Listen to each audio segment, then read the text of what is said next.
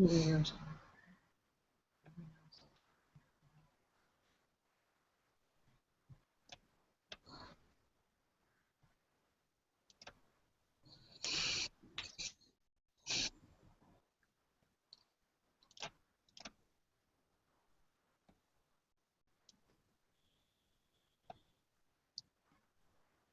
guys, welcome to another webinar by Kazob.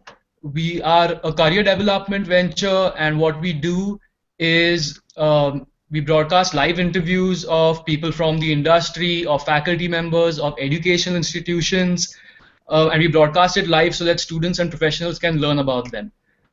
Today we have a really exciting webinar. So, we are going to be talking about what the next revolution in fashion is, and we have Donald Potard, who is the chair on the Paris College of Art, and he's going to be talking about it. And he's going to be interviewed by Kamna Patel, who is an alumni of PCA, and she's a photographer now. It's we've got a really diverse crowd today because we've got around 122 participants from over 12 countries. So it should be a lot of fun, especially the polls. And we will have a Q&A session at the end, but don't wait for the end of the webinar to actually send in your questions. Whenever you do come up with a question, just send it in, and we'll make a note of it. So, great. So let's start. Kamna, can you introduce yourself? Yeah, sure. Thanks, Ajay. Hi, I'm Kamna. I'm a photographer based in Mumbai, and I graduated from PCA in 2013. Today, I'm talking to Donald Potard, who is the ex-CEO of Jean-Paul Gaultier and the current chair of fashion at Paris College of Art. So, hi, Donald. How are you doing? Fine. How are you doing? I'm good, thanks. Can you tell us a little bit about yourself and your career? All right. Well, I started my career not in fashion, but in theater. And very, very soon, Jean-Paul Gaultier came to me and asked me if I could help him with his fashion. So it convinced me to come and discover the world of fashion. And we've been working together for about 25 years. After that, I was president of the Federation of Couture in France, and as well, I was CEO of several companies like Jean-Charles de Castelbajac or Ungaro for the men. And then I decided to create something different with designers, something that did not exist. I became an artistic agent for fashion designers, because the world of fashion has changed so much already, and this is a little bit what we are discussing today, the future of fashion. Just before I'm chair of, as you said, I'm chair of the Paris College of Art for fashion. Before we get along with the conversation, I just want to remind our viewers that there should be polls running underneath the window, so please feel free to participate and share your thoughts and your answers with us. And yeah, feel free to send questions as well, so we can keep this a little more interactive. So you've had a really long and successful career, and you've seen trends come and go. What are your predictions for the next revolution in fashion? Well, you know, fashion is always moving, and you have a revolution every 10 years, let's say. Today it's becoming a constant revolution. The last revolution was about distribution, but today we're facing many new revolutions, not only one revolution, but three different revolutions. The first one we'll discuss later is technology. The second one is presentation, and the third one is distribution. In technology, things are going to change a lot, like it changed in the 19th century, for instance, with Jacquard. Jacquard was an incredible new technology. It was almost the ancestor of computers. It was the first time people used punch cards to work, and these punch cards that were used in computers until the beginning of this century were invented 200 years before for fashion. So it's this kind of technology and changes that we're going to deal with. We'll go more in detail about that. For a presentation, you will see that this is going to change totally because the world is becoming so fast, and the sales are going to be directing and taking over, unfortunately, a little bit over creativity. And for distribution, well, this is going to change, of course, through the internet, but as well by many, many other new forms. Okay. So, can you elaborate a little bit about the role of technology in the future of fashion? Absolutely. Well, new technology is something that is taking over fashion as it always has been. For instance, I told you about the 19th century in Jacquard, but luxury is always very interested in new technology, and usually they take their know-how, traditional know-how, and use it with the newest technology. Would it be in printing, in making molds? Everything that is new has to go through first luxury, then, of course, bigger and bigger and bigger markets. So the luxury departments and the financial groups are very interested in the development of digital and high-tech. For instance, 3D printing. I'm sure you have seen already that some designers are using 3D printings to make clothes, very special clothes. Some of them are already in museums. And it's a brand new technique because 3D is changing as well all the time. You know, the 3D printers that we knew 2 or 3 years ago are totally obsolete, and now we have liquid printers, for instance, or printers that can print human skin, for instance. So with all these new techniques, we're going to be able to develop absolutely amazing new techniques. For instance, you know that today we have, of course, a lot of garments that are exactly the same because it is cheaper to produce 1,000 times the same garment. Tomorrow is going to be totally different. To produce 1,000 different garments is going to cost exactly the same. So why should we stick to this fast fashion while we can invent a new fashion, a new trend, while everybody can be dressed differently? And this is exactly what is going to be in the next decade. For instance, you know that haute couture is something absolutely amazing, but it's only for one person, and it's very, very costly. It's very costly because it takes a lot of people to sew and to prepare, of course, these garments. Replace that with robots or with 3D printers or all these new machines, and you're going to have something absolutely unique for a very reasonable price.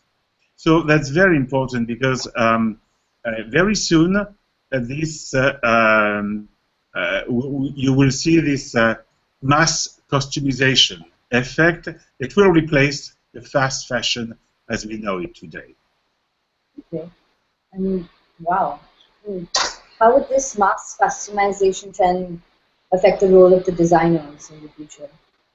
That's a very interesting question because the role of the designer has already changed a lot during these last 50 years. Before, the designers were just designing clothes, and that was it. And they were asked to do more and more things because today the fashion houses are more lifestyle. They open themselves to lifestyle. For instance, 20 years ago, there were no glasses made by fashion houses, very little perfume, no watches. And today the designers have to be very, very curious. Of course, they still have to do fashion because it's for the image, but they have to work in very, very new areas, like I said, glasses, accessories, perfume, etc. And something really new is becoming. It is the presentation. Things have really changed during these last, let's say, 50 years. Ready-to-wear was born, and ready-to-wear was created by couture houses. So when ready-to-wear was created, the people who invented ready-to-wear took the image of couture to make ready-to-wear as it is now and as we know it. For instance, they decided to make fashion shows. Ready-to-wear doesn't need fashion shows. Couture does, but ready-to-wear doesn't need fashion show, and exactly it doesn't need a public fashion show. But at the very beginning, the fashion shows were only for specialists. It was not open to the public, not open to the journalists, the press. It was only for the buyers, because you had 6 months between the fashion show and the time the clothes were in the stores. And in 6 months, you can do a lot of things, like copy, for instance. So it was very dangerous to show 6 months ahead. But then the work changed because Kenzo, who was the very first one, decided to change these fashion shows into events that were like show business. Okay, so it was no more only for professionals. And then they invited the press, and they decided to put music and girls dancing, and it was really an amazing show and really fun, and everybody loved it. So the houses realized that it was very good for their image, and they stopped caring about the copies and all the problems that were created. But then there is a new problem that was created by that. It's that because they invited the press, and because they invited the bloggers, and because you have Instagram, and because it's so easy to put everything on the web at the second you see it, when a collection arrives in a store, people have seen the collection thousands of times, you know, and the people are disappointed when they go to the store and they say they are said, "Oh, this is a brand new collection." They have this impression that it's an old collection because it's been viewed hundreds and hundreds of times by the bloggers, by all these apps on the internet. So this is going to change because this system is dead. Now people speak a lot about the see now, buy now system. And it's for the wrong reasons, because some people say that it's the commercial that takes over the creativity. I don't think so, because if you think of couture, for instance, it is see now, buy now. At the end of the fashion show, anybody can buy the clothes, and the creativity is still there. I think to survive the ready-to-wear, and of course I'm speaking luxury, but not only luxury, international ready-to-wear, let's say, has to be shown exactly as it was in the 60s, which is only to a certain group of people who are the buyers to be professional again. Then, when the clothes arrive in the stores in September, for instance, for the winter, then you can make a big show, invite everybody. So the role of the designer is to control this, because now they have to be as well. The name has changed. You don't say a designer anymore. You say an artistic director.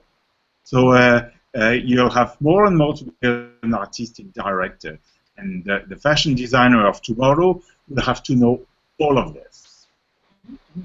So that's very interesting. So what you're saying is that technology is moving forward, but presentation is still, this has to move backwards. Just before the next question, I'd like to remind our viewers to please answer the poll questions if you haven't already, and send in any other questions that you have, because we're going to make Donald answer all our questions at the end of this. So what about distribution, though? What with e-stores changing the game? Can you tell us a little bit what you think, how you think distribution is going to change in the future? Absolutely. Distribution is going to be the third revolution. It already started a little bit, not too much, but the distribution as it is now, for the reason I just told you in the precedent subjects, is very costly. It's very costly today to open a store, for instance, and to have a lot of stock in the store. So more and more, the real stores, when I say real stores, it's opposite to web stores, have a mass of stock, you know, to deal with, and this is very, very costly. So more and more stores are going to be soon transformed into showrooms, where you will just go and look at the clothes. Maybe you can try one or two clothes, but there is not going to be any stock. When you will leave the store, it's going to be with empty hands and just a ticket, okay? And then your clothes will be delivered like 2 or 3 days afterwards. So when you go to these stores, what's going to happen? You will see some clothes, and you will have only one size, okay? Not so many sizes as today.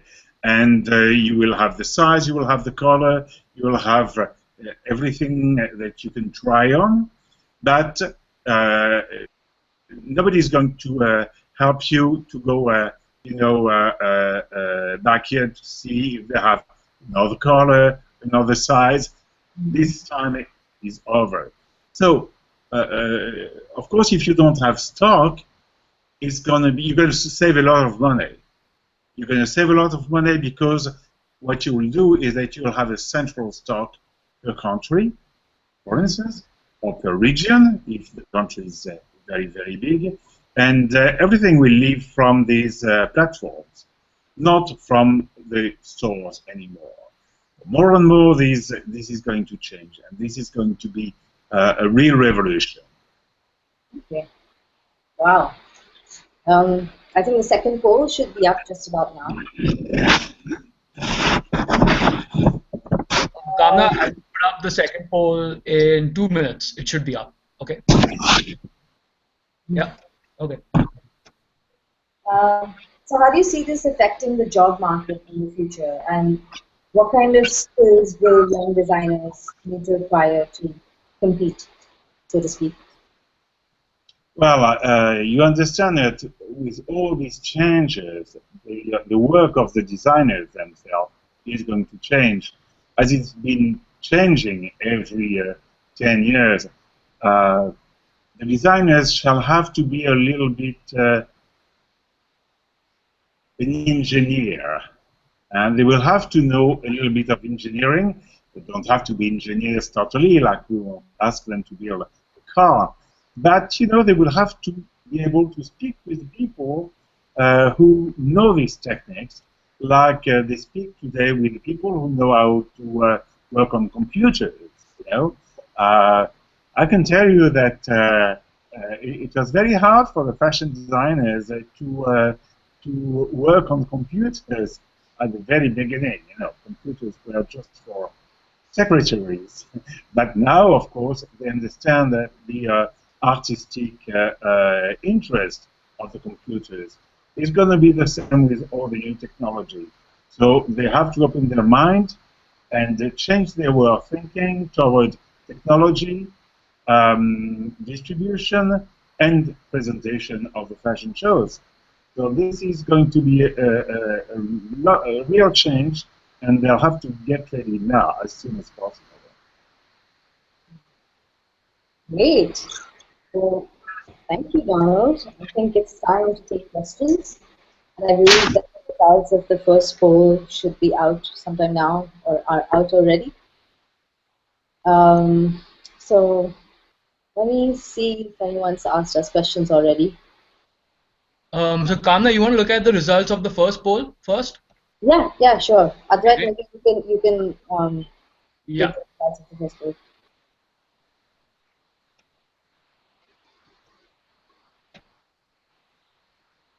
Okay, so can you see that? Yeah. Okay, so most people think that sustainable production is the future of fashion, followed by 3D printing and then supply chain optimization and mass customization. Ooh. Donald, do you agree? I can't read, but I understand you. Well, Yeah, people are voting for sustainable production as the future of fashion, followed by 3D printing and mass customization. a lot of companies already started, sustainable fashion because fashion is, I'm afraid, to say, one of the two main sources of pollutions on the planet. Because of all the chemicals that are used, things will have to change very, very quickly. And some of these houses already started, to communicate on the change of the fact that they are using natural products, for instance, for the colors of the clothes. But it's not enough, of course. It's not enough because you still have a lot of chemicals, and it's going to take a long time, to change all the mentalities. Because people say they want natural clothes or they want natural colors. This has a cost, and I do not know if people are ready to pay for this cost. It's like for food. People want natural food; they don't want chemicals. But when you say that to have organic food, you have to pay twice as much. What happens? They take the regular food. So little by little, I guess this will come, but it will take time, and people are not ready to pay more for the moment, which explains the success of fast fashion. Fast fashion is really destroying the planet. Great. Well, let's take your first question. Do you think that the mass customization by machines will reduce the number of artisans creating haute couture? Would it be more important to preserve these skills and craftsmanship? I don't think so. It's going to be like if you see cars, for instance, you have a lot of robots building cars, and they are not building the nice part of the car. They're really building the structure, everything which is in metal, everything that is not really interesting. But when it comes to making the car a luxury car, of course they use people for that. So it's going to be the same for these new products in fashion. They will do the robots will do the less interesting part, but there will still be room, of course, for the know-how. And here at Paris College of Art, for instance, we are creating a new master, which is called Haute Couture, Haute Technology. And we're just rightly going to teach the students to use both the high technology and the know-how of couture, haute couture, and to combine them. We want this high technology to add something new and not to replace what we already have. We have another very interesting question. Keeping up with the latest trends of fashion is considered an elitist privilege. Do you see that changing in the future? Sorry, can you repeat? Keeping up with the latest trends of fashion is considered an elitist privilege. Do you see that changing in the future? Not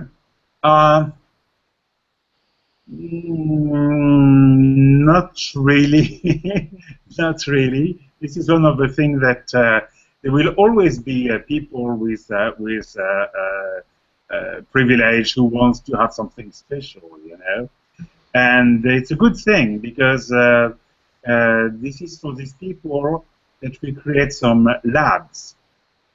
So it always starts with R&D, and R&D is always made in couture or in luxury.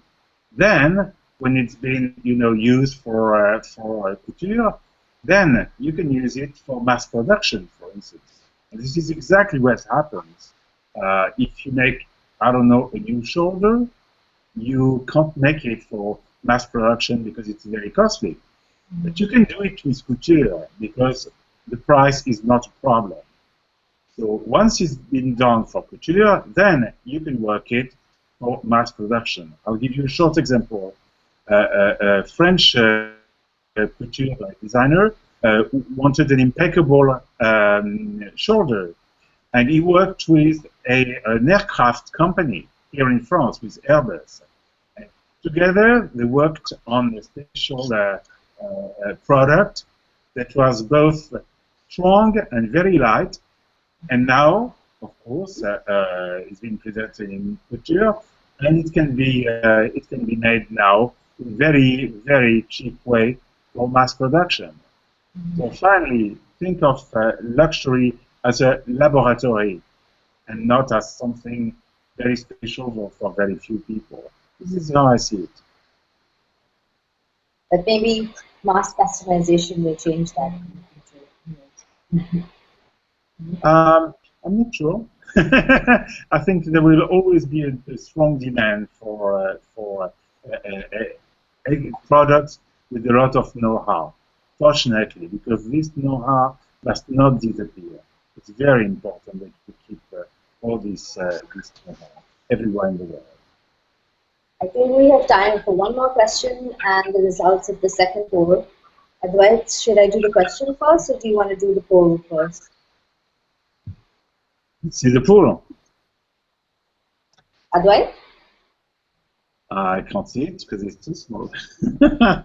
Yeah, no, okay, nice. Yeah, I think he doesn't raise up.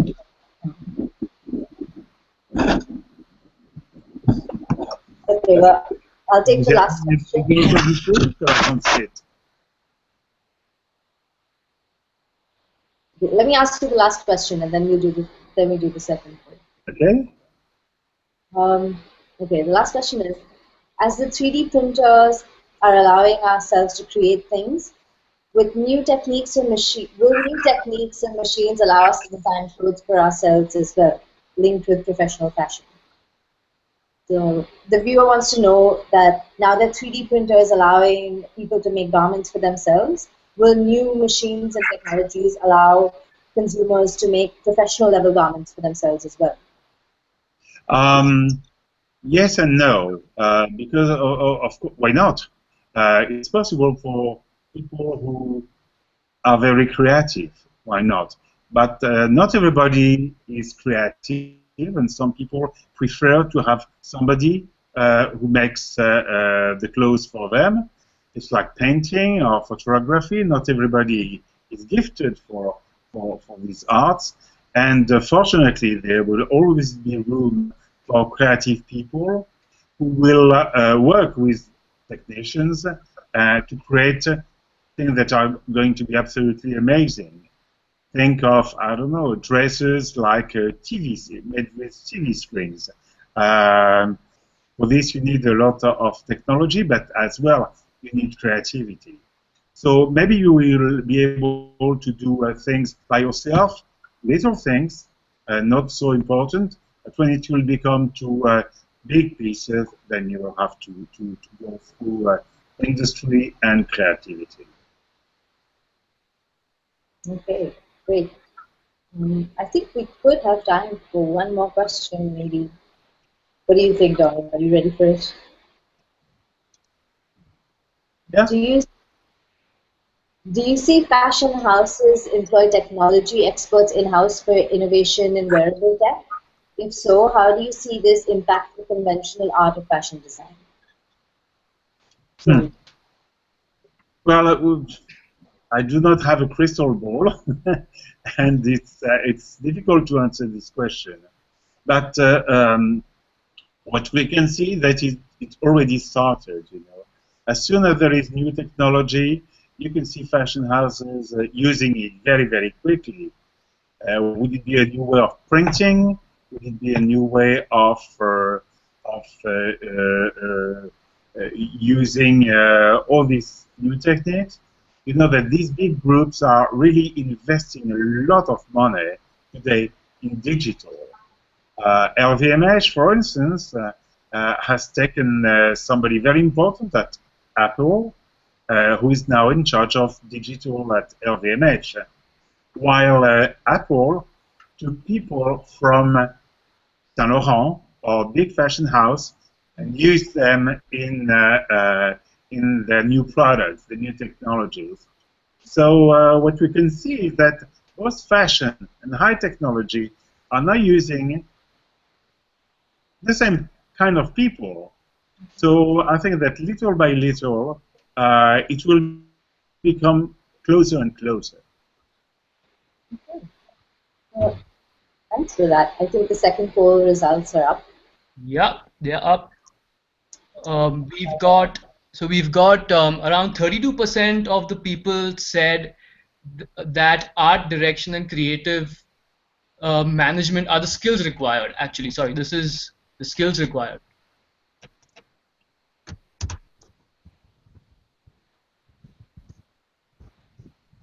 Okay. I'm sorry about that. Yeah, so 32% of the people said that art direction and creative management are the skills that will be required in the future. Would you agree with that, Donald? Yeah, I get it. Yeah. So that's good. Good. Not much is changing in that space in the future either. All right, well, I think that's all we have time for. But thank you Right. so much, Donald. It was great chatting with you. And if there's anyone watching who has any questions about studying abroad or about the courses at PCA, you can click on the link on the bottom left and you have more information about the courses available at PCA and also my email address in case you want to reach out to me with any questions you have regarding a career in the arts or even just studying abroad. You can contact me on that email address. Thank you. Great. Thanks a lot, Kamna, and thanks a lot, Donald. It was amazing having you all here, and some really great insights. I mean, technology, presentation, and distribution. Really interesting stuff. To the viewers, as Kamna said, if you can just scroll down to the bottom left, you can go and click on the link by which will take you to a Paris College of Art page in case you're interested. And yeah, and we have another webinar coming up soon, so we'll keep you updated about that. Um, so goodbye to everyone. Thanks a lot for coming. Bye. Bye. Bye. Bye.